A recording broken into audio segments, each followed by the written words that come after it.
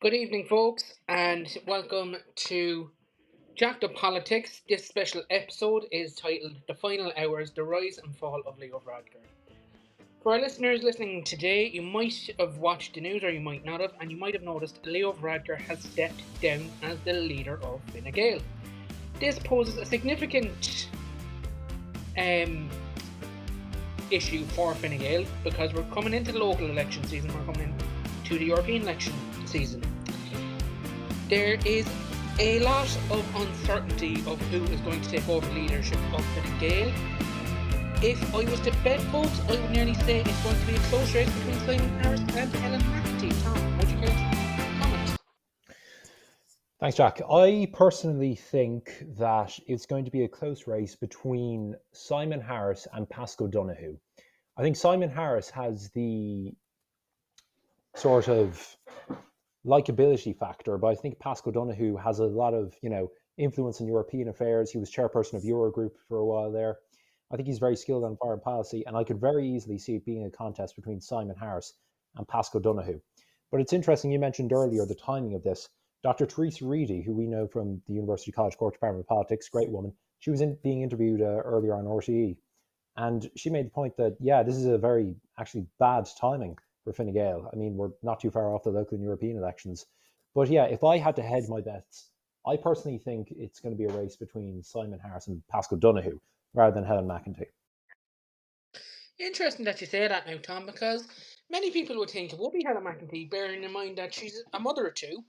She could be considered progressive in terms of Fine Gael, but also the fact she comes from Fine Gael royalty, that her father before her was a Fine Gael TD as well until his untimely demise back in 2012. So many people would actually think that maybe Helen McEntee has a shot. What should you Yeah, look, I think Helen McEntee could be in with a shout as well. I mean, about 20 minutes or so ago there, not too long ago, Simon Coveney just ruled himself out. So I think if you're, an ambitious person within Fine Gael, you're kind of rubbing your hands with glee. So I think there's certainly a few candidates, but I don't know if Helen McEntee is popular enough, to be quite honest. I mean, let's not forget, she was sort of lambasted for that walkabout in Dublin a couple of months ago where she was surrounded by guards. So I don't know if she's popular enough. Yeah, that's the thing. Now, personally, I think Simon Harris has a better chance of. I'd put it down to Harris more than McEntee if I was being completely honest with you, because I think Simon Harris he just has that bit of spark Je ne sais quoi. Yeah. of a puppet master than people like to give him credit for. I think he's very clever and he's very astute for a politician. And not a lot of people think that about Simon Harris. They think he's the kind of quiet one, the kind of one you shouldn't really be worried about. When in actuality, Simon Harris is the one people should be looking at and going, okay, he could possibly be leader here now, and what direction is he going to take the party? Yeah, I agree with that assessment. I personally think, look, we can talk about races, who it's going to be between. But at the end of the day, look, there's going to be one leader. I personally think if I had to put money on one leader, I think it's going to be Simon Harris. He's well able to speak. He's a good public speaker. He's well able to stand up to Mary Lou in the Dáil. I think he could be a strong figure to, Varadkar said that it was his intention, or Fine Gael's intention, to have a new leader before the Ordesh, which is on the 16th of April, I believe. So I could definitely see Simon Harris being someone who could steer the party into the future and into the next general. Definitely. Now, in terms of um, lots of seats, I think we're still going to see about another three maybe possibly even another between 3 and 5 Fine Gaelers step down between now and the next general election. It's just politics and the way stuff happens. But I think a lot of the Fine Gael TDs that have already announced they're stepping down, I don't think they're going to go back now and change their plans on stepping down. Now, a few weeks ago, I was chatting to a buddy of mine about this, and I was saying to him, "Look, I can't see Fine Gael getting more than 20 seats in the next general election." And he said to me, "Jack," he said, "why do you think that?" And I said, "Well, for the honest fact that they are going to lose about 15 seats in the next general election from people retiring and people just getting fed up with Radkar's leadership." And Tom, I don't think I'm too far off the truth. Yeah, I don't think you are either. Like I mentioned earlier, I was listening to Therese Reedy there earlier on the radio, and she was just chatting with Ivan Yates. I think it was Ivan Yates. Now, I might be wrong, but I think Ivan Yates did say that if you were to go to the Fine Gael party right now and offer them, look, you can have 30 seats in the next all, I think they'd take it because I don't think they're going to do fantastically well in the next round election. I think they are going to lose a lot of seats. I think they could, perform as poorly as, say, Fianna Fáil did in the 2011 general election, where you saw them have a massive drop off in seats. I think they could have something like that happen. Mm. Now, that being said, I I think they got, was it about 36 seats in the general election in the last time, or was it was it 34 seats they got? If I'm being honest with you now, I could reckon their final seat count, right, going into the general election might drop down as low as 18 seats, right? But this now, folks, is only a hypothetical figure. But I reckon they could be as high as 20 or as low as 18, all depending on what way the wind blows during the general election. Because where Fine Gael and Leo Varadkar have fallen is they haven't been progressive enough. And the thing about Leo Varadkar is he started off as a councillor in Dublin back in 2000 and in the early 2000s. And he then went on to become a TD in 2007, and he was a backbencher TD between 2007 and 2011. There was then a bit of a kerfuffle with Fine Gael at the time under Enda Kenny. I think you remember this. It was that old incident up in Mayo where about 9 of them ganged up on Enda Kenny and decided they wanted to replace him. The Green Isle Nine, that's what they were known as, yeah. Exactly, the Green Isle Line. And they all plotted against Enda Kenny. The only one that Kenny saved was Varadkar, right? And if you think about it, when it comes to Leo Varadkar, he's a bit of an oxymoron when it comes to conservative politics. Not only because he's biracial, right, but also because he's homosexual. And normally people don't associate conservative politics with the ideas of homosexuality and biracial parents. I know what you mean. I know what you mean. I was actually thinking about that earlier today. Like, after he announced he was resigning, I was just kind of looking back on his career. I was thinking to myself, he's very much, an outlier in conservative politics in a lot of ways. Like, I don't think it's, a stretch to say, look, some people will, well, people can debate it all they want, but I think people will say, oh, your Varadkar isn't conservative, whatever. I think he is conservative in terms of economic policy in other areas, but when you talk about him being biracial and a gay man and whatnot, I think we're also delving into identity politics there as well, though. Definitely, definitely. And that's a rabbit hole we don't really want to be diving down, folks. No, we don't. Now, I'll just add one more thing now. I just have the numbers in front of me, the results of the 2020 general election. Now, Fine Gael going into that had 47 seats. They lost 12. They went down to 35. Now, that was when Varadkar was still maintaining a somewhat, steady approach in the polls. Since Fine Gael's numbers have dropped since then, like you were saying, you reckon Fine Gael are going to lose like somewhere between 15 and 20 seats? I could see that as a very real possibility without a doubt. Mm. And another thing I can see happening with Fine Gael is actually a split within the party itself.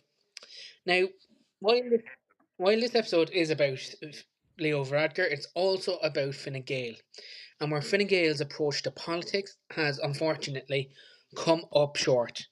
For years, they were known as the party of good governance because they were willing to make the tough decisions that Fianna Fáil could not make. And one thing that's very interesting is in the 100 years of democracy in the state, as Radker said earlier, it took the two leading opposing centre right parties to get into government this time, you know? And what I think people don't seem to realise is for the next general election, right? Fine Gael are going to be the ones that take the hit this time. Now, Fianna Fáil are going to take a bit of a hit, there's no two ways about that. But in terms of governance and in terms of stability, Fianna Fáil have actually steadied the course for the majority of their time in government. And they have let Fine Gael. I'd agree with. Yeah, exactly. They've let Fine Gael take the rap for a lot of government policy failings, right? Which I think Micheál Martin was very smart to do, but also it was a very good tactical decision. I often say to my friends, if they want to go into politics, you have to you should you if you're going into politics, you can't be afraid of throwing someone under the bus. Now, folks, I don't mean literally, I mean metaphorically. So, what I mean by that is, if a policy is failing and it's one of your coalition partners' ministers came up with it, they're going to throw you under the bus, right? So you have to make sure you throw them under the bus first, and make sure that you're not the one coming out with egg on your face after that policy fails. And I think why Varadkar actually stepped down was I'd say if I was to put a consensus on it, I'd nearly say it was because the two referendum failed. Right now, I'm not saying that that was the sole cause of him being kicked out or him deciding to step down, but from buddies of mine that were in Fine Gael, they were telling me ever since the elect or in the referendums, there has been grumblings that there has been a severe loss of morale in the party, which is never good coming into local election season. There was a severe lack of support for Varadkar coming into the local elections because they felt he squandered what was a rock steady course over the last years and he squandered it. If Yeah, I certainly think. Oh yeah, continue. Yeah, I certainly think the referendums had an impact. Like, he looked very emotional in his resignation speech today, I thought. And look, that was probably just him reflecting over his whole time as Taoiseach. But look, I think the referendums definitely had an impact. I mean, psychologically, a massive gut punch. oh, definitely. And I think Varadkar's problem is um, to quote a very historical quote was, right? Tempest fugit, right? And time flies, right? And I think time has flown too quickly for Varadkar because he wasn't paying attention to what was going on at home, and at home being Fine Gael, right?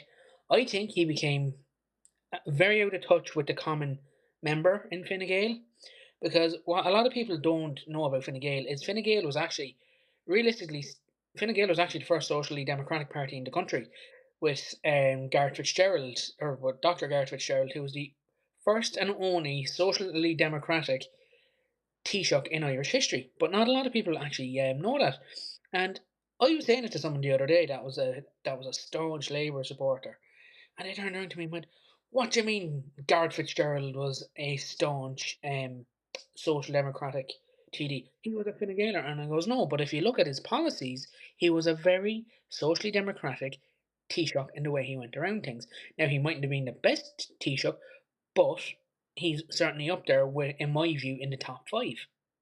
Yeah, I know what you mean. And I agree with you. I think Gareth Fitzgerald did a lot of good things for this country. I think he definitely had memories of that. And I was talking to someone I know who used to be in the Labour Party about Gareth Fitzgerald, and he described Fitzgerald as, yes, the man who made Fine Gael left wing. I think that's true. But yeah, I think Gareth Fitzgerald and Leo Varadkar, in a lot of ways, very much opposite, studies. I mean, there are two people who are leaders of the same party, but my God, they really were so different. Like, I think you could almost go so far as to say that Gareth Fitzgerald and Leo Varadkar represent the two competing spectrums of Fine Gael. Exactly. Gareth Fitzgerald represented centrist politics, while Leo Varadkar represented conservative right wing politics. And I think where Varadkar failed as well was the fact that he went down the conservative rabbit hole and he went down the money rabbit hole with allowing the vulture funds and the big banks to come in and buy up lots of property here and price people out of the market. Because I think he did it because he thought it was a good economic decision at the time, not realizing 5 to 10 years down the line that decision is going to come to bite who's ever in office on the arse because it just does not work. I agree with you. I think if Fine Gael want to be electable going into the future, they're going to have to ditch some of those more conservative economic policies that Varadkar has brought in. Exactly. And the thing about Simon Harris and Simon Coveney and even Pascal, they're all very much centrist in their politics, right?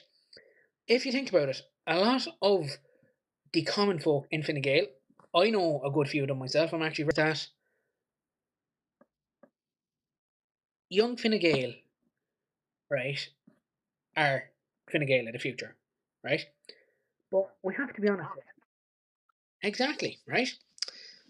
I would actually wonder, did this actually originate from young Fine Gael? You know, some of them kind of turning around to their TDs and going, look, we're not very happy because if you remember not too long ago, young Fine Gael. Yeah, no bother. But I'll just make a bit of a comment on young Fine Gael and their role in Fine Gael. I remember a couple of years ago when the vaccine rollout was happening, they were doing it by age, so a lot of older people were getting their vaccines first, right? And that's medically sound. I'm not complaining about that.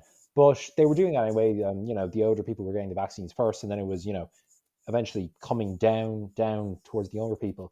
But you may recall that they brought in the thing where like only double vaccinated people could go to restaurants and bars and social outlets and stuff.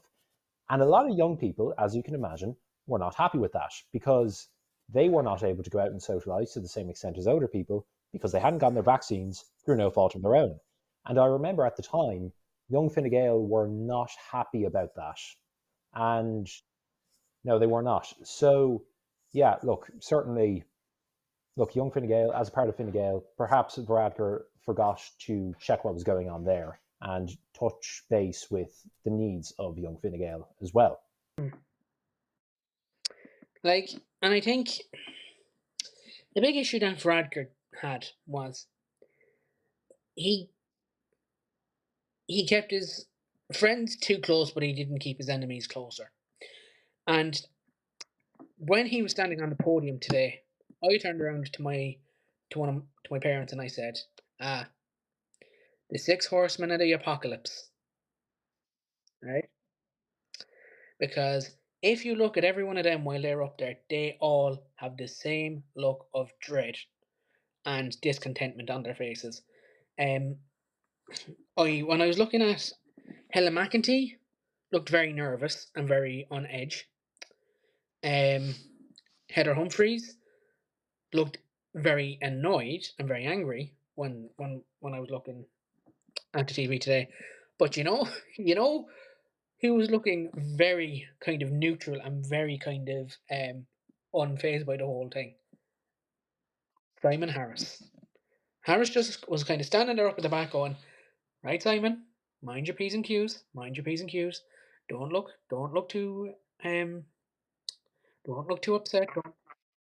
Exactly, right? And and you could see Pascal Donahue and Simon Coveney were both very level faced. They were very neutral in their expression. And I think there's already been I'd say at this moment in time, there's already meetings being held by Fine Gael TDs going, right, who's getting it and who's going to be leader.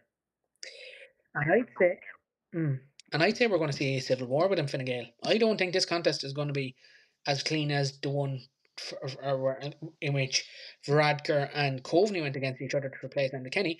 I think this one's actually going to be a lot more civil war. Like I think you're going to have, say, the Harris side, and you might say have the McEntee side, and then you might have that third faction of the O'Donoghue or Donahue side, right? You could have all three of them, right? And then I know he's ruled himself out, but there could even be people who feel that Coveney was robbed back in 2017 and want him to go again. So there could actually, or a fourth candidate could emerge. Exactly, right? So it could be a four-way race to the finish, right? And last time we saw a three-way race to the finish in politics, right, was actually in the UK in 2010, right? That was a three-way race to the finish, right? And you had Labour, Lib Dems, and the Tories all racing each other to the finish. And we all know how that ended, right? So my bet is here.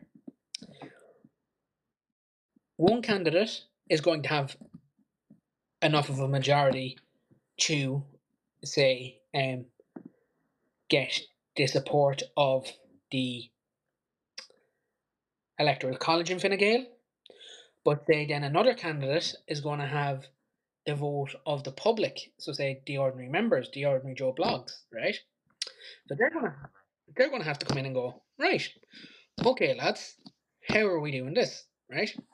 So you'll have these two candidates will meet in the middle and they'll be like, right, if you make me minister for XYZ when you become if I help you become Taoiseach, I will give you my supporters voting for you, right?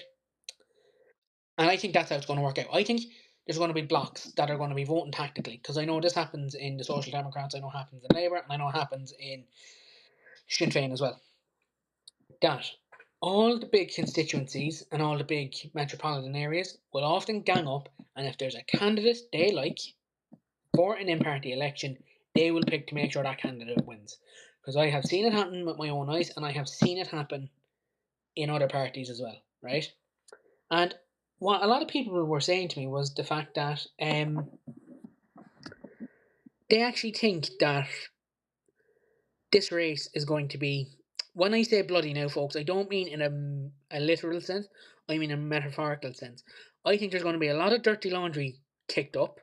There's going to be a lot of dust kicked up in between candidates, and I think we're actually going to see a possible showdown at the OK Corral. Like that's the way I could see it going. What about you, Tom? Well, I certainly think it's going to be more divisive than last time. Now, an excellent way of healing wounds is cabinet positions. If such and such cabinet says, look, you step down, you give me my support, then when I get in, I will appoint you to such and such job. I think that's going to be a very good way of healing the rifts within Fine Gael when the new leader is eventually elected. But I think while it definitely will be more divisive than last time, and the successor to Varadkar is not as clear cut as maybe, it was clear that Coveney and Varadkar would be the two trying to succeed Kenny back in 2017. What I do think is by the time the Ordesh rolls around, no matter how divisive it will have gotten, they'll all be friends again. Definitely, definitely, because even if they're fighting internally, they're going to want to put on a good show for the public, and I reckon that the way I'd put the odds for this now is I would actually give Simon Harris a 40% chance at winning. I'd give McEntee a 20% chance at winning it. I'd give Donahue a 10% chance. So that brings us up to 10 and 40 is 50 plus 70. And then I could say maybe the remainder then of 30% unknown. Because I think that's the way it could play out. Because like there's a lot of different allegiances within Fine Gael. You have the more conservative right wing element and you have the more centrist element in Fine Gael. Now, I'm very good friends with a lot of centrists in Fine Gael, and they have all said the same thing to me today. They have all said whoever gets elected, right, will have to return to more centrist politics because they were saying this to me today now, and that's the reason I'm not naming names, is they wanted to remain anonymous. And you know what, folks? We respect anonymity here on Jacked Up Politics. So if you do want to send us your thoughts on the elections or anything, or the Fine Gael leadership contest, you can leave us. You can send us a direct message on our Instagrams or Facebook page or whatever suits yourself. We even have a Reddit page that was set up by our um, one of our producers, Andrew, and you can leave us a comment there because I know a lot of people will feel more confident sending us a message on Reddit because of the anonymity, right? So, and that's fine by me. But I think as well, we're going to be when I reckon whoever becomes leader in Fine Gael will have a maximum of 6 months as Taoiseach, if that. And the reason I think they're going to only have a maximum of 6 months, Tom, is I think the Greens and Fianna Fáil are going to turn on whoever becomes new leader of Fine Gael. Because I think it could happen because none of them really have the strength of character that Leo Varadkar has, and it's politics. no, Politics is a dirty business. no, and I reckon whoever becomes leader of Fine Gael will throw another one of the other two coalition partner leaders under the bus, and it's going to set off a cataclysmic chain reaction. Now, when I mean a cataclysmic chain reaction, folks, I mean it will lead to a no confidence vote in Fine Gael, and what will happen is you will see the government fall, right? I don't think it'll be in Fianna Fáil, but I do think it'll be in Fine Gael for one reason and one reason alone, is Fine Gael is the most fluid. It's the most dynamic party with the most moving parts at the moment, right? And that's never good coming into an election. You like to have, if you're in a political party coming into an election season, you like to have all your TDs, senators, and councillors singing off the same hymn sheet and working in unison, right? But the way Fine Gael are going at the moment, they're probably going to split into five, six, seven, eight, maybe nine different factions, right? And like you're going to see a lot of stuff happening in Fine Gael that we haven't seen in Irish politics in a long, long while. Yeah, I think that could very much happen. Like, there's an old proverb that says, "May you live in interesting times," and I think we're certainly living through interesting times at the moment. Definitely. And like, even though Varadkar has already stepped down as leader for Fine Gael, and today, and he is now technically a caretaker Taoiseach until the next Taoiseach is selected. I think what is a very interesting thing that was said today, and it was said by Holly Cairns, was that Taoiseach is not the elected Taoiseach of the people. And I think she was very accurate in her assessment because it's a Fine Gael decision. It's not a Fianna Fáil decision, it's a Fine Gael decision, right? Because because of the way it's operating at the moment with Fine Gael having the premiership, I don't know if they actually have to go back through the same processes in the Dáil when the new Taoiseach gets selected, you know? Like, I think, but and because I know when the Taoiseach is first selected, it has to go through the Dáil, right? And but I don't know if there's a by-election during the term of that government, if that Taoiseach then has to go through the same processes that the incoming Taoiseach does, or the incumbent did, should I say? I know what you mean. Yeah, I think it still has to go to the Dáil. I think an arrangement still has to be found on the new Taoiseach, but certainly it shouldn't be as well because the government is currently formed. It shouldn't be as nonsensical as maybe it would have been before.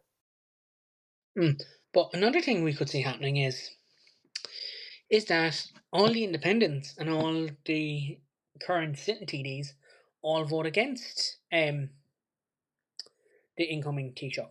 And what we might see as well is we could actually see a few Green Party TDs and a few Fianna Fáil and possibly even a few Fine Gael TDs objecting to the selection of the new Taoiseach because some of them might have grudges with said incoming Taoiseach, and this could be their perfect way of jeopardising that new Taoiseach's installation. I know what you mean, but to be quite honest with you, at the same time, I look. Obviously, we can't predict the future, right? But I think a lot of independents, you'd be surprised, I think a lot of independents would be willing to fall in line and support the new Taoiseach. Like a couple of years ago, when there was that no confidence vote in Simon Coveney over some UN ministry to Catherine Zappone. Do you remember that? Yeah, there was a no confidence vote went through the Dáil in Simon Coveney. A lot of independents, including the Healy Rays, actually voted for Simon Coveney. So, look, obviously that was a couple of years ago and it was a different thing. But it's also equally possible that a lot of independents could actually support the new Taoiseach just for the sake of wanting the Dáil to get on with business. Exactly, exactly. But as I previously said, I don't think the new Taoiseach will have that long in office. If they have, they'll have as long as 12 months. But my opinion, realistically, I think their term will be about 4 to 5 months max. Because I just think the Dáil is too fluid at the moment to see the new Taoiseach remaining in power for a prolonged period of time. Like I don't think they're going to survive 12 months, and if they did, I'd be very surprised.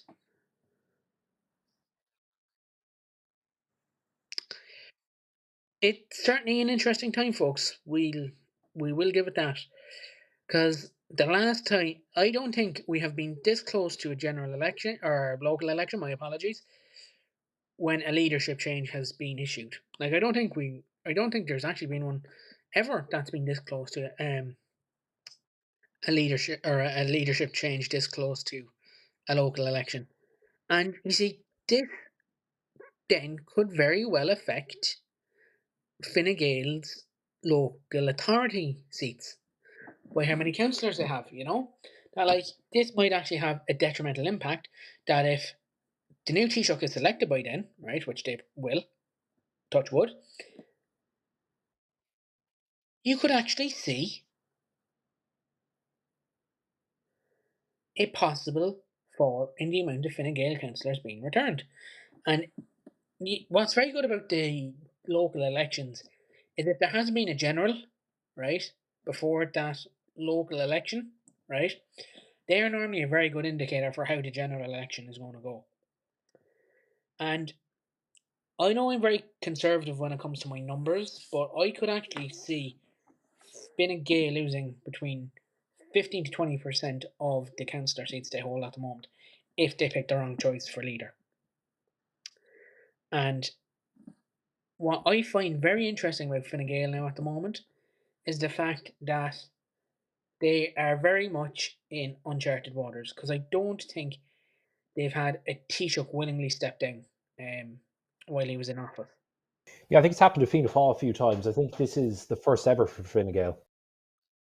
Yeah. Now, like, folks, we have to stress as well. We wish Deputy Varadkar the very best in his future endeavours, and this is no way a reflection on Leo Varadkar as a person, more a reflection on his political career to date.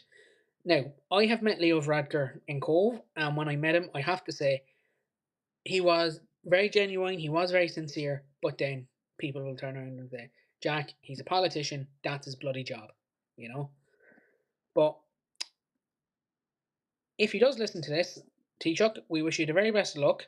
And whatever the future holds for you, we hope it is a good future for yourself. And folks, we're going to end the episode there because um, this episode was actually a special episode today, given what went on today in these unprecedented and um, unknown times. Because when this happened today, myself and Tom were getting ready to release episode 2 tomorrow, and we were like, you know what? This has to be covered today. It has to be covered because as podcasters, our job is to bring current affairs to you and make sure that it's interesting, that it's um, relevant, you know. And I think what we've done today is we've tried to give you as best a picture we can of what potentially could happen going forward. Now, folks, we want to say thanks very much as well for episode 1. The amount of support we received was absolutely fantastic. So, from the bottom of our heart, It was phenomenal. I was not expecting that much support, but it was brilliant to hear. yeah, exactly. Exactly. And we are very, very grateful for your continued support. It means a lot to myself. It means a lot to Tom. It means a lot to Logan. And it means a lot to Andrew. And we hope you keep listening to the podcast because we have some very exciting stuff lined up coming up in the weeks and months ahead.